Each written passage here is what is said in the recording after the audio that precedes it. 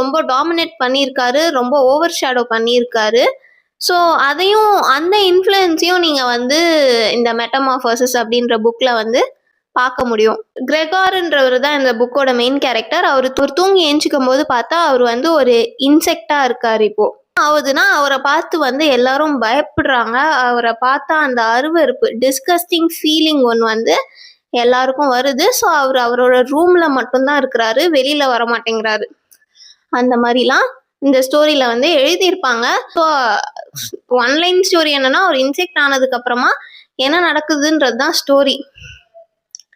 இதுல வந்து நான் எதை பத்தி ரொம்ப பேச நினைக்கணும்னு நினைக்கிறேன்னா, ஐடென்டிட்டி அப்படின்ற ஒரு விஷயத்த பத்தி தான் நான் பேசணும்னு நினைக்கிறேன். அது வரைக்கும் பிரான்ஸ் காஃப்கா வந்து ஒரு வேலைக்கு போயிட்டு இருப்பாரு, சம்பாதிப்பாரு. அவரு தான் அந்த ஃபேமிலிக்கு வந்து பிரெட் வின்னரா இருக்காரு.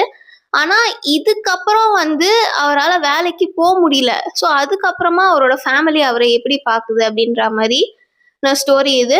நோ மோர் அ ஹியூமன் இல்லையா? ஏன்னா இப்போ இன்செக்டா இருக்காரு, அவரோட ஜாபை வந்து இழக்கிறாரு, அவரோட ஃபேமிலியும் அவரை பெருசா ரெஸ்பெக்ட் பண்ண மாட்டேங்குது.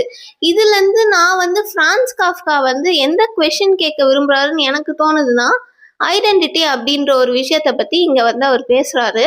So he is losing his identity as a brother, as an breadwinner of the family, and as a son he's lost his entire identity. இப்போ நீங்க வந்து நீங்க யாரு அப்படின்னு ஒருத்தவங்க உங்ககிட்ட கேட்டா என்ன சொல்வீங்க? நான் வந்து என் பேரு, இந்த மாதிரி இந்த ஊர்ல இருந்து வரேன், இந்த படிப்பு படிச்சிருக்கேன், இவ்வளவு சம்பாதிக்கிறேன், இந்த மாதிரிலாம் சொல்வீங்க இல்லையா? இந்த ஆன்சர் எல்லாத்தையுமே டோட்டலா நீங்க விட்டுட்டு நீங்க யாரு அப்படின்னு கேட்டா நீங்க என்ன சொல்வீங்க? What is your identity out of your name, your work and your education? What's your identity அப்படின்ற கொஸ்டினை வந்து இவர் இங்க கேட்கிறாரோ அப்படின்னு நான் வந்து நினைக்கிறேன்.